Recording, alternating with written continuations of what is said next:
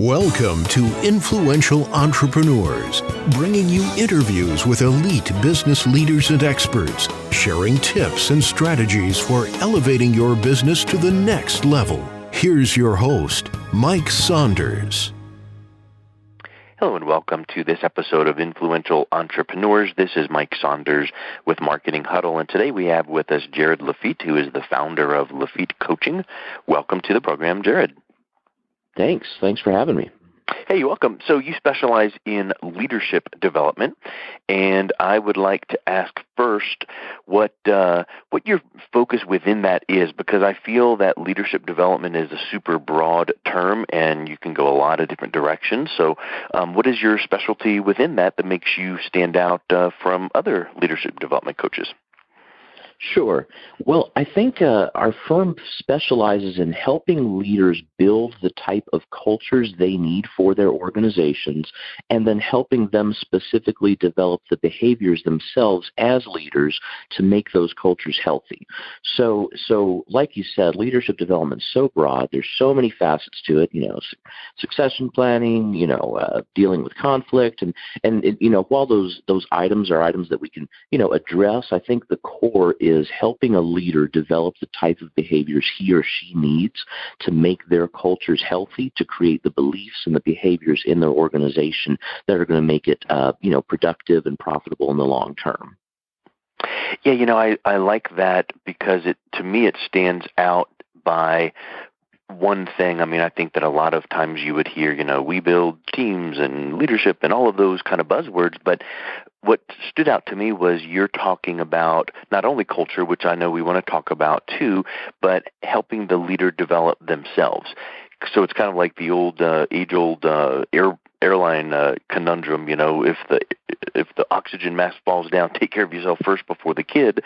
And you feel like, no, I need to take care of my child. But if you can't breathe, you can't help them. So talk a little bit more about, do you find that as a big gap and opportunity where a lot of people are used to, getting some leadership training and coaching, and now when you go in talking about, developing their belief system and developing themselves along with the team, now that kind of brings some nice continuity.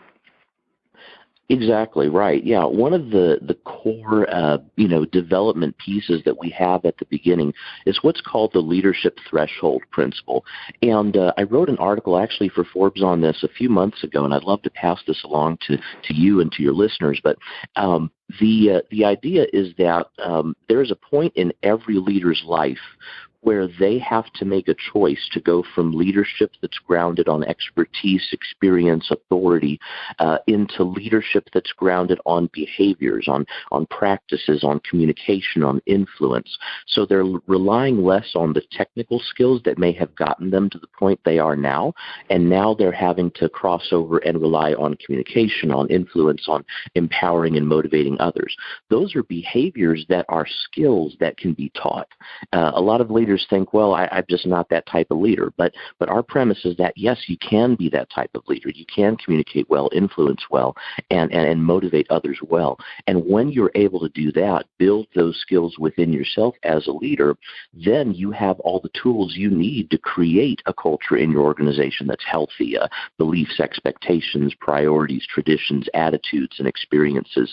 You have everything now that you need to do that. And so it's really, Mike, down to the idea that a lot of what leaders think is just, chance or happenstance, like I hope we develop these good skills and I hope that our culture is healthy. We're trying to help them see that all of it is curatable. All of it is able to be developed like any other skill they developed in business school, and if they're just willing to do the hard work and try. You mentioned an interesting term, curate, which I love from content curation and in the marketing world. Do you find that you, as an outside leader, coaching leader, can look at some best practices from one industry and kind of take that cookie cutter template and curate it for your current client in a whole different industry, referencing back, the example and say, hey, here's what this industry did and here's how it can apply to you, and we just tweak it this way and tweak it that way. But do you find that would show some validity to this, where they can kind of see it come to life and go, well, yeah, over in the automotive, that worked there, so now I'm in whatever, textiles, and, that would work here as well? Absolutely. Yeah, and the funny thing, Mike, is that, all business issues are people issues. And so, when you help a leader see that, recognizing and giving appreciation and acknowledgement to an employee, for example, when you help a leader see that is kind of something that works across industries, that's just something that has to do with being a good human being, that ultimately has business ramifications that show up pretty quickly. And so I think, one example recently is helping one leader see that in a highly technical organization, right, a production line, there was a situation with one leader where there was a lack of respect and recognition and sensitivity and empathy, and that really broke down the team, and it caused some deep issues, at the bottom line, ultimately. And so as I worked with them and it helped them think differently about how to have sensitivity and respect and recognition and acknowledgement of each other's successes, I worked with another leader in a totally different industry, in the insurance world, and they were able to see that and say, yeah, all business issues really are people issues for us. If I just change the way that I, expect things from my employees and change the way that I go about communicating, I'm going to get a different result here. Obviously, we're in two different worlds, but the human element is the same. And so, yes, I've definitely seen these principles kind of do a trans-industry, proving themselves over and over again. Mm-hmm. When you mentioned the example about the production line, it can't help but to think, did you have a struggle with that leader when you initially started talking about sensitivity, feelings, people, and I don't know what exact industry, but I hear production line and I'm thinking blue collar and, loud and work environment factory. And did you kind of get some crazy looks or pushback from the leader going, we don't do that here. We clock in, clock out, and do our job. What are you talking about, sensitivity? Yeah. Well, it was funny because at first, it was a little bit of that pushback, like, come on, man, we're, this isn't Oprah, this isn't Dr. Phil. But then when I helped this particular leader see the connection between his ability to be empathetic to his people and the revenue of the organization, when I showed him some of those connections and the way that would help his leadership stock rise, I think that really woke him up to say, okay, this isn't a separate thing. My ability to be concerned for and to understand the feelings of the people around me and to communicate them in ways appropriate to them, appropriate to their needs, that has a direct influence, an immediate impact on my success as a leader and our success as an organization. And I think when he really got a sense of that made a big shift in his thinking. And you don't need to, that person in that industry doesn't need to now stop at 2:00 and have tea time and hold hands and tell, heartfelt stories. I think for that environment, you can have, specific little quick managed by walking around type tasks where you could teach them to show empathy in really quick and easy ways that would be feasible in their industry. And I think, and then I think that, you can show them some metrics like, hey, you know what, when this starts to happen over time and they see that it's not just a one-off and a flash in the pan, and your crew and your team sees that this is just, a nice little breath of fresh air, now you've got employee retention, that's improving. You've got whatever, sick days going down and productivity. So I think there's some of those intangible things that turn into tangible things. That's right. That's absolutely right. Yeah, it's so funny, Mike. I see this over and over again. Organizations say we need to engage our employees. We need to, make our cultures more vibrant. And so they do stuff. They do events. They do things. They have incentives. They bring in gift cards, and they have parties. When really what employees are looking for is a leader or a manager or a superior who genuinely cares about them, who understands their needs, who communicates with them as human beings, and then who empowers them to see how they're connecting to the vision for the organization. I think that's the divide that so much of our work tries to break down is this idea that, well, you're a person, you're a human being with thoughts and feelings and emotions, all this, outside of work, but when you're in work, you're here to do a job. Mm-hmm. And the thing is, we just, that's just not who people are. That's not how you are. That's not how I am. No one really functions like that. We're always on all the time as human beings, whether we're at work or home. And so we need to be treated and respected like that. And I think when managers really understand how that works, I think that's when they see the organization flourish. Yeah, I agree with you 100%. Hey, at one point, you probably started seeing things come together for you to focus on leadership development as a coach. What drove that passion? Why not marketing? Why not HR? What is it about leadership development that really got you thinking that this is something that is a really big need as well as a passion of yours?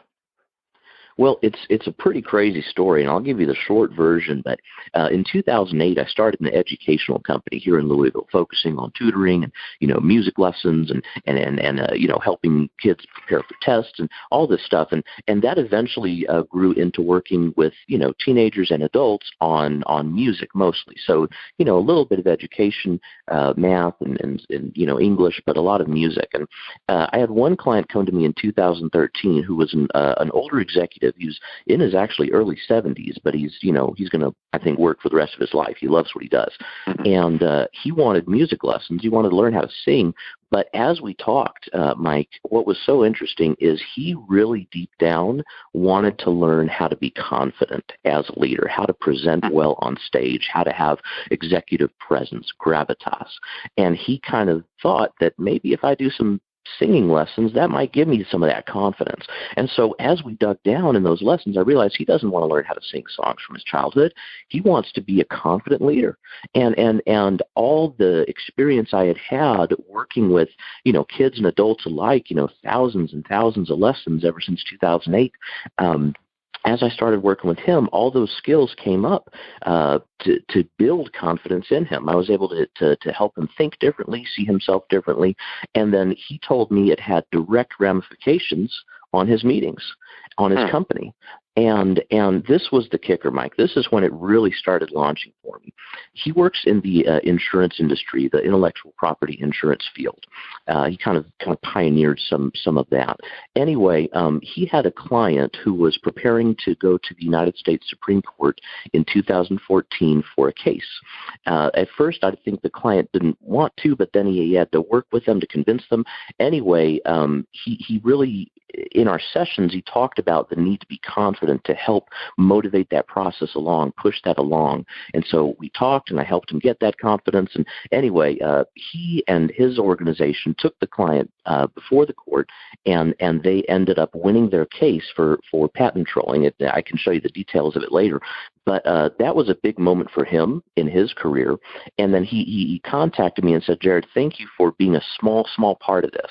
Very small, obviously, nothing big, but helping give him that spark. And I realized if I can help give him an additional spark, an additional push in his professional journey, as an entrepreneur in his 70s, then maybe I can do this for others. So I kind of transitioned out of, education and music and started working on professional development, and I haven't looked back since. So that's kind of the, medium-length version of the story. But, yeah. Yeah, that's really neat. And he may have said small, and that may be the case, but I would suspect that, you didn't teach him about IP and all of the content that he knows, but if he walked in more confidently or had certain elements of his presentation that were structured better, then that is the polish that made it stand out. So I think that's a really neat observation that way. And I'm curious, do you in your leadership training integrate some music or some, singing lessons or musical kind of concepts into your leadership style training? Yeah. One area that we focus on from time to time is presentation coaching, public speaking coaching, and I've done a lot of research into the connections between operatic performing and music, great performers who are stage, masters, and what they do with their bodies and with their voices to really command attention. There are people out there who can sing in German or Italian or French for 3 hours and capture the attention of people who have no idea what those languages are, and keep them on their seats. And so I realized that a lot of that is just how they use their bodies. So I integrate a lot of those concepts, and I have a background in voice and was trained in college, and I use a lot of that to help my clients feel more physically confident before they prepare for a presentation. So, as you probably know, Mike, most communication, especially when you're in front of others, is what they see in your face, what they see in your body, before what they hear in your words. And so I do use a lot of those concepts to help create confidence just with the way you stand. I'll give you one example. When you breathe through your mouth and you kind of expand your stomach as you breathe, you get about 45% more oxygen than when you just breathe through your nose. So that's a great way to relax as you're speaking on stage, and it gives you more confidence and a greater sense of presence up there. So that's just one aspect I've kind of borrowed from the singing world to, help with presentation skills. Yeah, and I think that I love when you see some crossover to your passion to what you do in the business world. So, you can have someone that was in the military and they bring in some military concepts, and, sports, and they can bring in sports concepts, and they really do apply. And it really does give a little bit of flavor to what you are presenting so that they can kind of implement it that much easier because they see it as unique. Because in reality, a lot of people do leadership coaching. And a lot of people do fill in the blank, whatever the business is. But when you can do it from the position of some uniqueness and some unique touch and flair, and that doesn't mean that you show up and sing opera in every meeting, but just some of those things like you mentioned, like just, hearkening back to your days of that training and, teaching some breathing techniques that would give, far-reaching benefits in the business world. And I think that's really neat, really awesome. Hey, so what's a big mistake that some leaders make when they start to make some changes in improving their culture? Because I'm sure we could talk for about 4.5 more hours on creating culture. But what's one or two mistakes that they make, and then how can they fix those? Yeah, I think one of the biggest mistakes is the assumption that things should happen quickly, and I think that really gets leaders. There's this kind of approach like, well, okay, we hired you as our development guy. Tell us 3 things that we can do this week to instantly make our culture better. And I say, well, I'll tell you 3 things you can do this week, but I don't know about instantly changing things. I mean, you're talking about moving a culture, a system of communications, beliefs, and priorities, expectations. Those things are deeply ingrained, and it may not be, easy to move that in just a matter of days. So I think that's the first mistake leaders make, is the assumption that it's supposed to be fast. It doesn't mean it has to be slow, but it does mean that leaders need to be in it for consistency and not give up. So, whether that's creating a new way of thinking about something, people take time to adjust. I think a second big mistake leaders make is relying on things and stuff and processes and procedures to make their culture better, instead of relying on communication, on interpersonal dialogue and respect, on listening better, and on simply being better human beings themselves to make culture better. I think they're looking to see, what do I need to do to make my culture better, instead of who do I need to be to make our culture better. Yeah, and I hear, reading between the lines there, kind of like the concept of don't take shortcuts, which is in like the marketing world. Hey, I use social media and technology. Well, guess what? That's fine and wonderful, but talk to people too. Meet with people in person. And to your point, don't just have procedures in place where we throw some gift cards at people. Get to know them personally. Make some personal connection. Have that empathy where they see you as a human doing that, not just checking off a box so that you can say at the end of the quarter you had this many, events for the company, and yay, that created culture. Well, that could be superficial. Exactly. That's right. Hey, so how can people learn more about you and your programs and connect with you a little bit better? Sure. Well, our website is www.lafittecoaching.com, and that's LAFITTE coaching.com. So, I regularly have content there. You can connect with me on LinkedIn at Jared Lafitte. It's Jared, and then LAFITTE. We have a YouTube presence as well. I can send a link or give you a link for your listeners there. But those are probably the best ways at this point to communicate and connect with what we're doing is the website and LinkedIn. Perfect. Well, Jared, thank you so much for your time. It was great to get to know you and learning more about your approaches to leadership development. Thank you. Thank you for the time. You've been listening to Influential Entrepreneurs with Mike Saunders. To learn more about the resources mentioned on today's show or listen to past episodes, visit www.influentialentrepreneursradio.com.